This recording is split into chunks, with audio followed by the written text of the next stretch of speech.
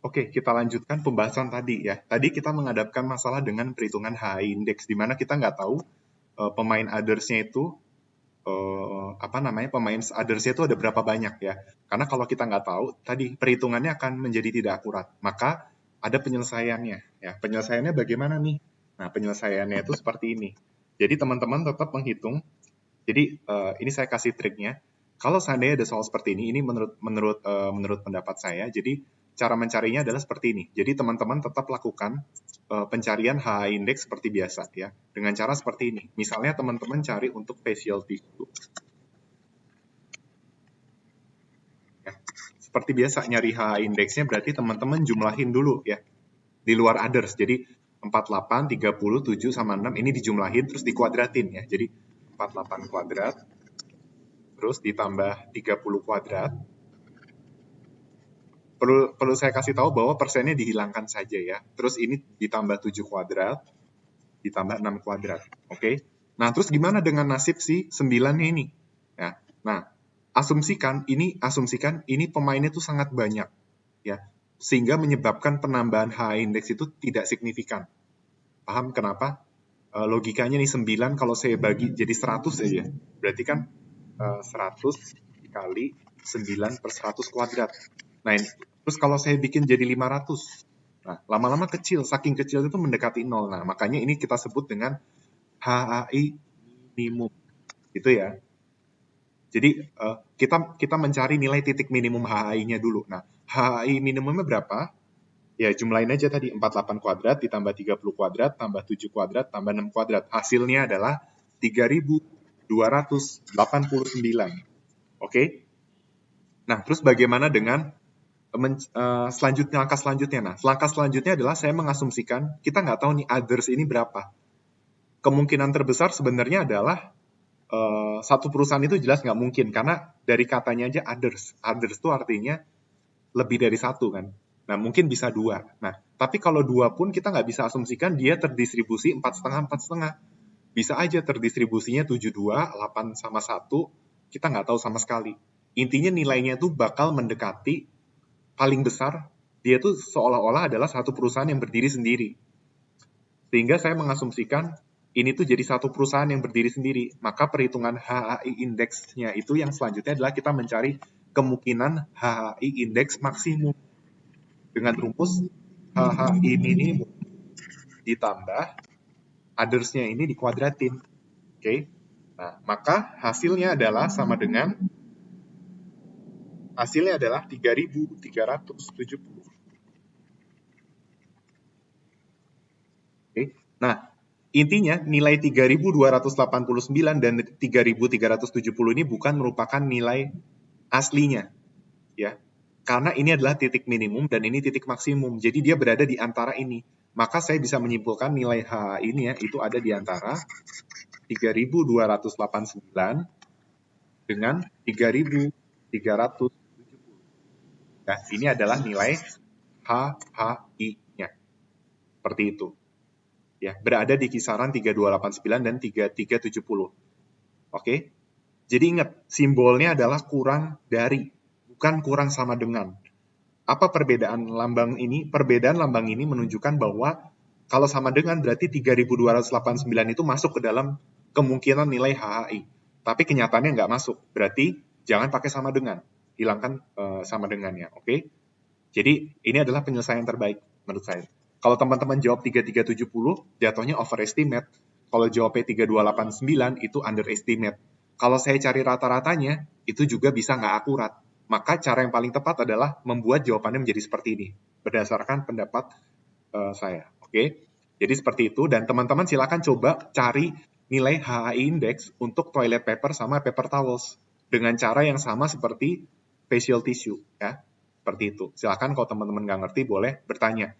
Tapi jangan lupa nih, karena toilet paper sama paper towels itu perusahaan selain others-nya itu ada 5, maka teman-teman jumlahin kuadratnya sampai 5 ya. Sampai 5 sama 4 ini, oke? Okay? Dan nanti teman-teman akan dapatkan jawabannya itu mana yang paling terkonsentrasi. Jawabannya adalah facial tissue. Kenapa? Karena CR4 dan HAI indeksnya itu yang paling besar, ya. bagaimana taunya ya teman-teman harus cari itu satu-satu nilai HAI dan CR4-nya. Tapi inti jawabannya facial tissue itu yang paling besar, oke? Yang paling terkonsentrasi. Nah, oke, selanjutnya saya akan membahas soal nomor 2, ya. Misalnya ada 3 perusahaan, perusahaan 1 memproduksi 23 unit barang, perusahaan 2 memproduksi 19 unit barang, perusahaan ketiga memproduksi 15 unit barang. Oke, nah intinya adalah teman-teman diminta untuk mencari nilai learner index dan apa kaitan antara marginal cost dan market share. Nah, maka saya akan coba kerjakan yang perlu terlebih dahulu teman-teman lakukan adalah apa? Yang perlu teman-teman lakukan itu adalah teman-teman harus tahu ya, di sini asumsinya adalah pasar persaingan sempurna. Oke, pasar persaingan sempurna itu penetapan harganya adalah P sama dengan MC. Oke, nah berarti P sama dengan MC sama dengan 100 min Q, di mana Q adalah Q1 plus Q2 plus Q3.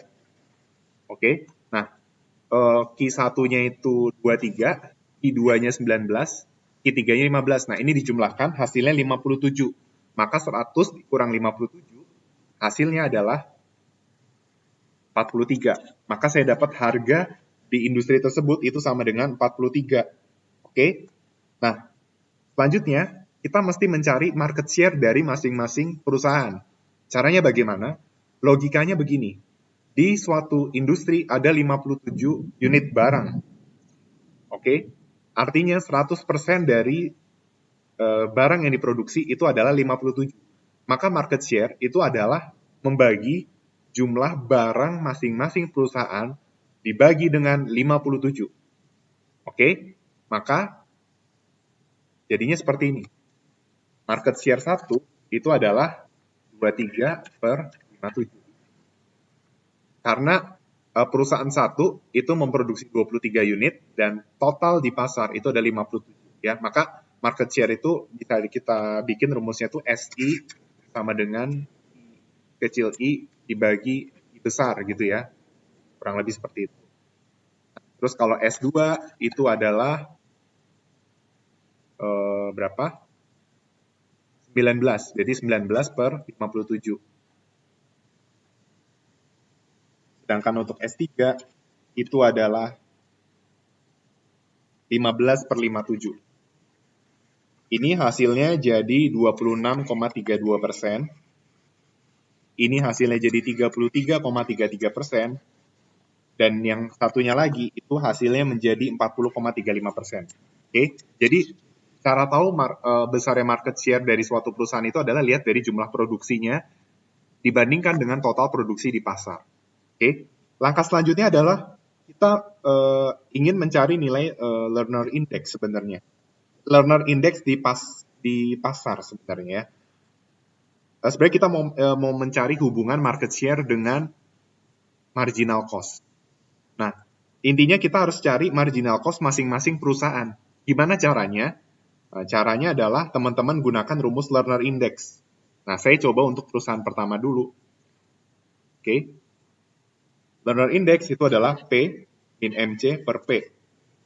Di mana learner index itu juga sama dengan min 1 dibagi elasticity 1 gitu ya. Nah, oke.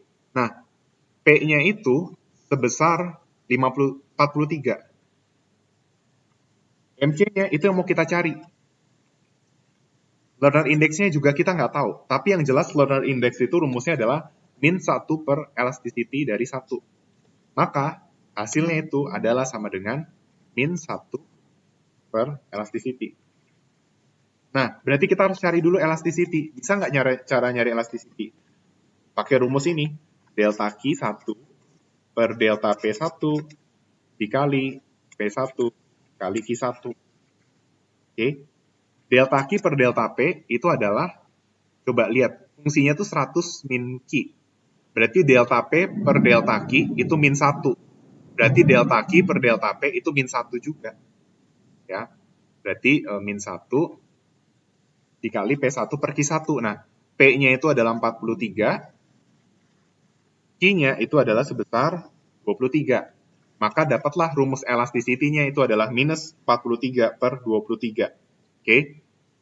Maka kita masukin nih, 43 dikurang MC per 43 sama dengan min 1 per ini. Hasilnya jadi 23 per 43. Maka kita dapat marginal cost-nya itu sama dengan 20. Oke? Maka untuk perusahaan pertama, marginal cost-nya itu sama dengan 20. Oke? Nah, tadi asumsinya di pasar itu seolah-olah kayak pasar persaingan sempurna, tapi di level perusahaan itu enggak. Terbukti kan bahwa MC-nya 20, padahal harganya 43. Nah, berarti dia imperfect competition. Masuk akal nggak? Masuk akal, karena cuma 3 pemain, jadi mereka bisa punya bergaining ya, punya market power. Market power itu apa? Ability to influence the price, ya. Itu sudah teman-teman pelajari di pengantar mikro dan mikro 2. Nah, jadi selanjutnya teman-teman bisa mencari, selain teman-teman udah dapat market share untuk perusahaan 2 dan perusahaan 3, teman-teman juga bisa mencari, selain mencari learner index, elasticity, kan yang mau dicari adalah marginal cost ya. Nah, intinya teman-teman bisa nih cara nyari marginal cost dengan tahapan-tahapan berikut ini. Oke? Maka teman-teman boleh coba cari marginal cost untuk market 2, untuk firm 2 dan firm 3, caranya adalah seperti di atas, dan saya akan kasih kunci jawabannya. Untuk yang kedua, itu jawabannya marginal cost-nya itu sama dengan 24. Sedangkan untuk yang ketiga, itu adalah sebesar 28. Silakan teman-teman coba sendiri, buktikan bahwa marginal cost mereka itu 24 dan 28. Dan nanti kita kaitkan nih market share dengan marginal cost. Kaitannya apa? Semakin besar market share, marginal cost-nya semakin rendah. Semakin rendah market share, semakin tinggi marginal cost. Ada kaitan apa di situ? Kaitannya adalah dengan jumlah produksi barang. Semakin memproduksi lebih banyak, maka tambahan biaya bisa menurun. Oke, sekian penjelasan saya. Terima kasih.